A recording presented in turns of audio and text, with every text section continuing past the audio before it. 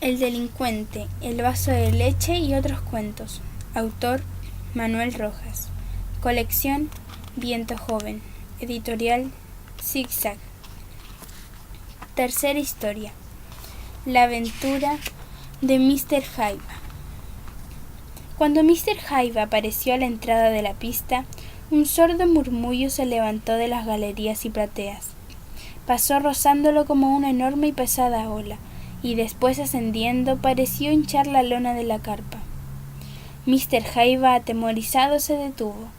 Hacía su debut esa noche y estaba anunciando como número de gran atracción: Mr. Jaiba, parodista, imitador, monologuista, gran éxito en los mejores casinos de Sudamérica. Eso era lo que decían los programas y cartelones, pero la verdad era distinta. Raúl Seguel no había sido jamás artista de circo variet. Había iniciado su carrera artística en Santiago como galán cómico de un cuadro de obreros aficionados, y cuando se creyó con el desplante escénico, fogueado ante el público, abandonó un empleo que tenía en Gas y Chávez y se incorporó en calidad de galán dramático y cómico a una compañía nacional que hacía una gira al sur. La gira fue desastrosa. Raúl Seguel volvió con la misma ropa con que se fue y con 20 pesos en el bolsillo. Además, durante la gira descendió de categoría. Su poco interesante figura, su voz sin tono y sin gracia, su manera poco elegante de caminar en escena y su escaso equipaje no eran cualidades suficientes para desempeñar un puesto tan importante como es el de galán joven, cómico y dramático a la vez. Al final de la gira no le daban ya sino aquellos papeles en que no tenía que hablar más de 4 o 5 palabras cada vez que salía a escena. La señora no ha vuelto, la sopa está en la mesa, una carta para el señor. De vuelta de la gira, disuelta de la compañía en Santiago, Raúl Seguel se encontró sin contrata y con una cantidad de dinero que le alcanzaba justamente para pagar 5 días por una pieza sin comida. Por lo menos tenía donde dormir durante ese tiempo, pero después de aquellos 5 días, el teatro hízole perder la costumbre del trabajo constante, como empleado o como obrero, y estaba convencido de que sería incapaz de servir algún puesto que le exigiera levantarse temprano. Además tenía la ilusión del teatro, lo que le faltaba eran las cualidades. Pero Raúl Seguel no se dio nunca cuenta de ello. 3 días ambuló por Santiago casi sin comer, en busca de alguna noticia, de alguna oportunidad. Pero nada. No se levantaba un telón en Santiago. Al cuarto día se encontró con un amigo de sus tiempos de aficionado, que trabajara ahora como prestidigitador y malabarista en un circo de la calle Mapocho. Raúl Seguel le contó la angustiosa situación por que atravesaba, y el amigo lo escuchó, callado como quien espera un golpe que vendrá de sorpresa. Pero Raúl Seguel no lo pidió dinero. En vista de esto, el amigo le aconsejó: «Dedícate al circo». Raúl creyó que su amigo se volvía loco. «¿Y qué voy a hacer yo en el circo? Cualquier cosa, puedes hacer un Tony elegante, fino, de salón, ¿qué se llama?» «Pero hombre, ¿te das cuenta de lo que dices? ¿Pero qué tiene? El Tony Chalupa empezó como galán cómico de compañías nacionales. ¿Por qué no puedes hacer tú lo mismo? ¿Sabes en qué trabaja antes el Tony Calzoncito? Gran éxito en mi circo. Era suplementero. Hoy en día gana la plata que quiere. Sin money no hay Tony». «No podría, francamente. ¿De parodista entonces? ¿No sabes algunos monólogos, parodias, imitaciones?» «Eso gusta mucho». «Sí, pero son cosas muy viejas, muy conocidas». «No hay nada más viejo y conocido que lo que yo hago en el circo, y sin embargo la gente se queda así con la boca abierta». «¿Qué sabes hacer?» «Sé hacer las imitaciones de los cojos, parodias de los bailes y 2 monólogos cómicos». «Muy bien. Son 3 números. Mira, anda esta noche al circo, te presento a Constantino, el patrón, y todo queda arreglado». Ni él ni el público del circo son exigentes. Además, cuando la cosa va mal, sale el Tony y lo arregla todo. Pagan 20 pesos por noche. Piénsalo bien y decídete.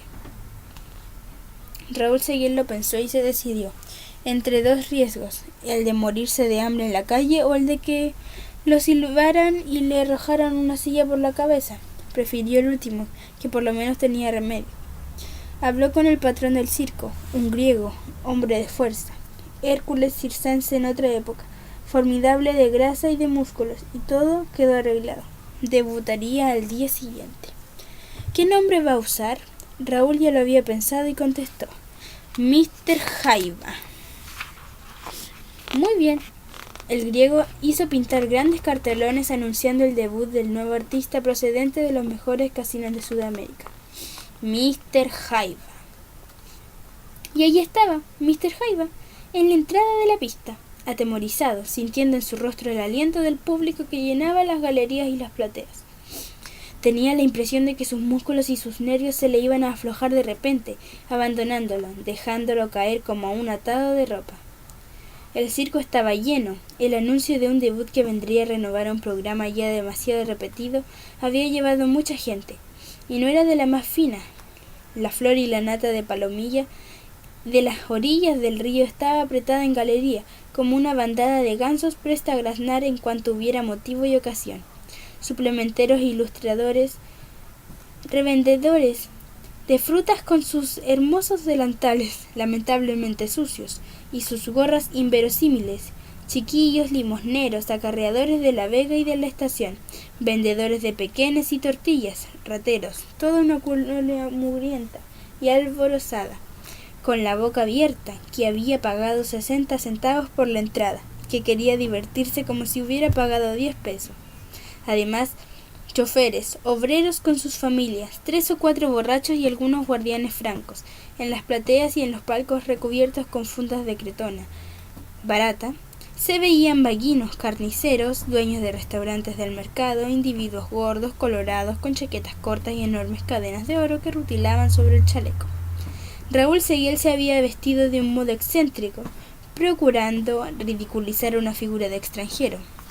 Llevaba puesto un tongo, su tongo de galán cómico, pintados de rojo los pómulos y la nariz, una pequeña barba rubia, luego un chaqué, su chaqué de galán dramático. Debajo del chaleco y de la parte alta del pantalón habíase puesto un relleno para simular una enorme barriga, una gran flor en el ojal del chaqué, las polainas marrones, un altísimo cuello de guillotina y un fenomenal bastón que el malabarista le había conseguido entre sus compañeros. Completaban la indumentaria de Mr. Jaiba, que tanto podía ser la de un inglés como la de un animal o ruso.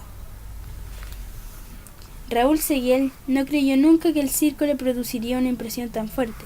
Estaba allí, parado, observado por cientos de ojos curiosos que lo miraban desde todas partes, por delante, por los costados, por detrás, a su sabor.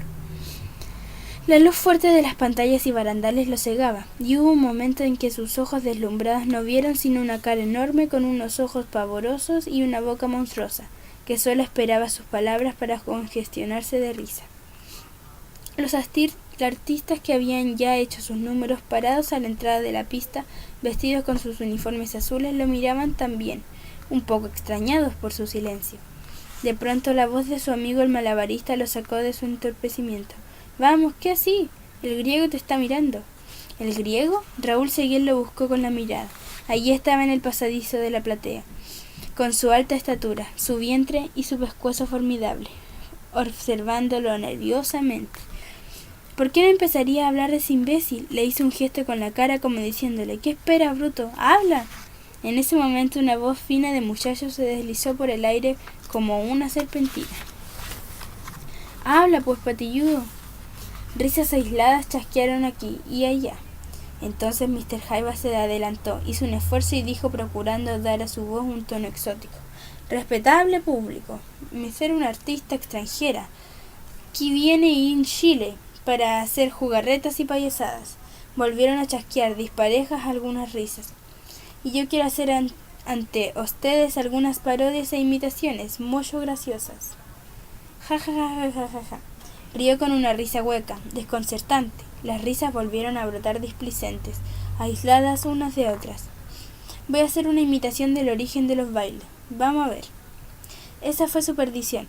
Empezar su trabajo con un número tan hecho ya en circos, biógrafos y teatros y tan conocido por los aficionados a los espectáculos de variedad. El público juzgó que era demasiado bombo y mucha espera para tan poca novedad, y manifestó su desagrado silbando y gritando: —Ya llegaste, córtate la patilla, ¿dónde aprendiste esa novedad? Una voz de borracho dominó: —Mejor que rece el Padre Nuestro.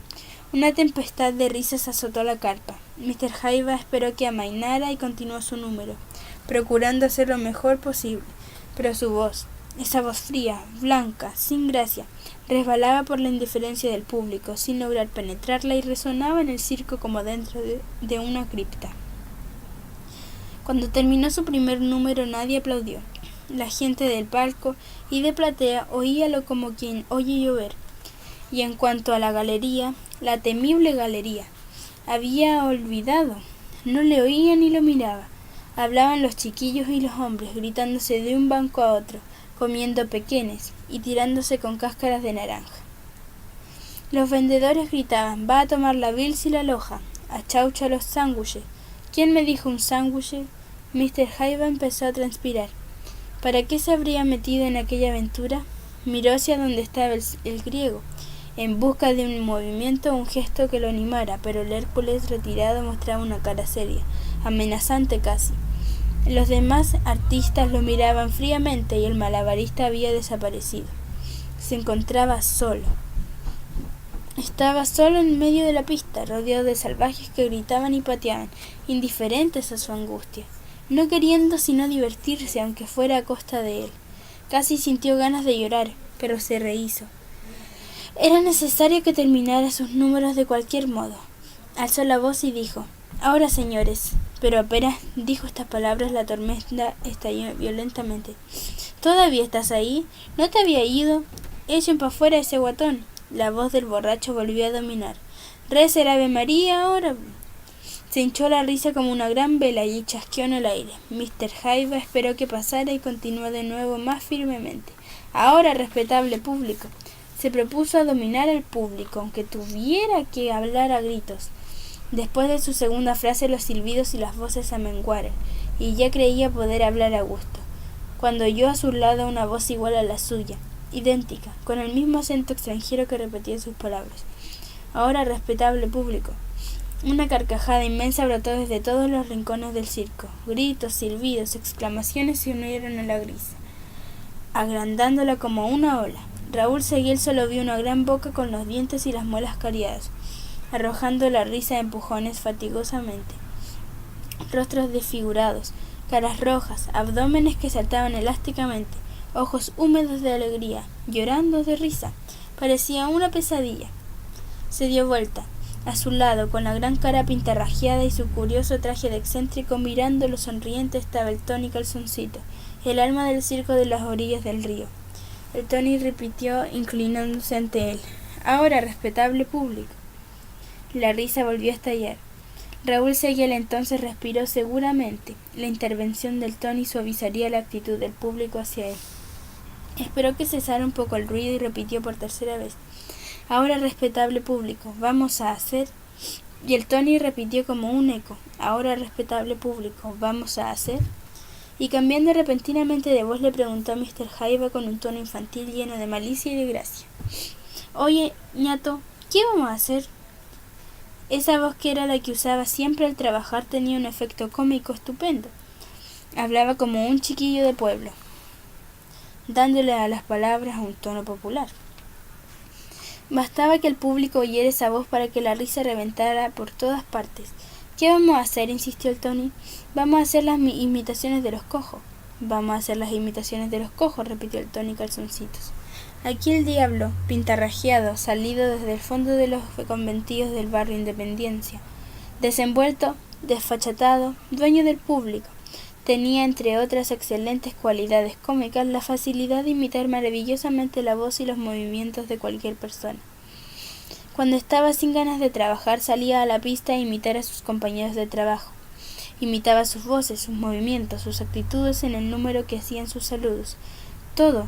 No le costaba esfuerzo alguno y obtenía en cambio un gran éxito.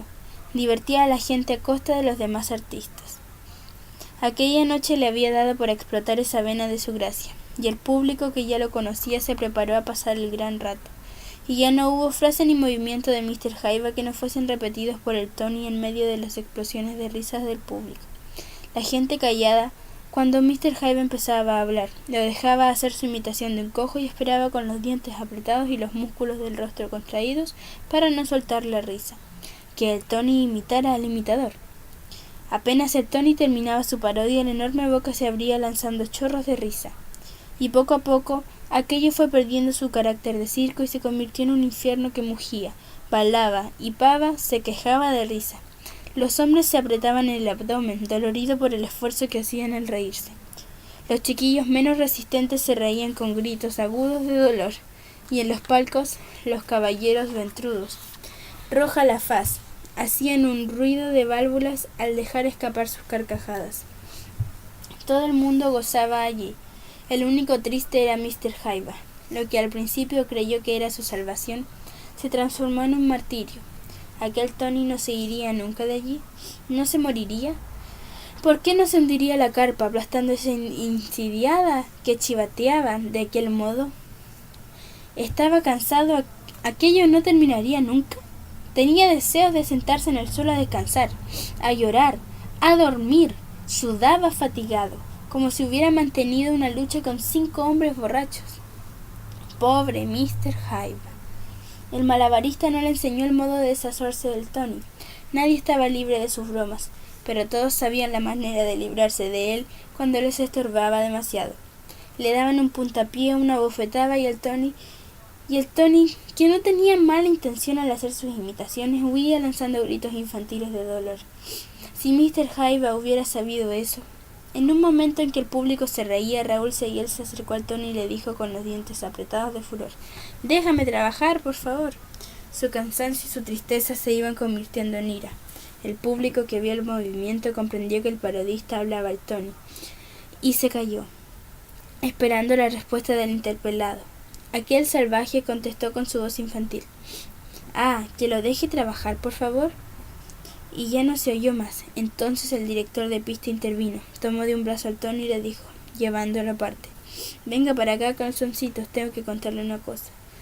«Ah, usted me va a contar una cosa, pero yo quería ver trabajar ese caballero». «Dice que va a trabajar, por favor. ¿Usted no sabe qué es lo que va a hacer?» «Sí, va a hacer unas imitaciones. Es un artista muy inteligente». «¿Es muy inteligente? ¿Y cómo dice que trabaja, por favor?» El Tony fue sacado de la pista y Mr. Jaiba volvió a quedar solo. Quiso apurarse para terminar de una vez su número, pero estaba escrito que no lo terminaría. Su martirio no concluía. Empezaba. Un espectador de palco había sido atacado por una risa nerviosa e incontenible, que lo hacía gritar agudamente. Era el que más celebraba las gracias del Tony y la voz y el ademán de éste, imitando a Mr. Jaiba, habían quedado en su retina y en su oído vibrando interminablemente. Bastó que Mr. Jaiba moviera un brazo y pronunciase una frase para que el espectador lanzase una carcajada que se propagó por el circo como una corriente eléctrica. Al oír y ver a Raúl Seguiel, el hombre inconscientemente recordaba el Tony y su risa chillona, en la que predominaba la I, perforaba el espacio como una flecha, contagiando a todos. Y hubo un largo momento para ser específico, 4 o 5 minutos, en que Mr. Jaiba, parado en medio del círculo y reducido al silencio, tuvo que esperar que pasara la racha de carcajadas. Cuando pasó, volvió a hablar y el fenómeno se repitió nuevamente. Entonces sintió que su mano se crispaba sobre el puño de su tremendo bastón. La ira lo recorrió de arriba a abajo como un escalofrío. Buscó rápidamente con los ojos al griego Constantino y no lo encontró por ningún lado. Había desaparecido. Avanzó hacia el espectador y el público, presintiendo algo. Cayó repentinamente en medio de un gran silencio. Mr. Jaiba gritó más que habló: «¿De qué te ríes, idiota?». El hombre, sorprendido, en mitad de su regocijo por aquella frase dura, se levantó extrañado. Había olvidado que detrás de aquella figura ridícula, detrás de aquella pintura, detrás de ese monigote de circo, respiraba un hombre como él. Preguntó: «¿Qué dice?». «Te pregunto de qué te ríes, idiota», volvió a gritar Mr. Jaiba. El hombre, que era alto y vigoroso, ofendido por aquella frase, se estiró un brazo para coger a Mr. Jaiba, pero éste retrocedió. Levantó el bastón y lo dejó caer sobre la cabeza del espectador, que a su vez cayó sobre su compañero de palco.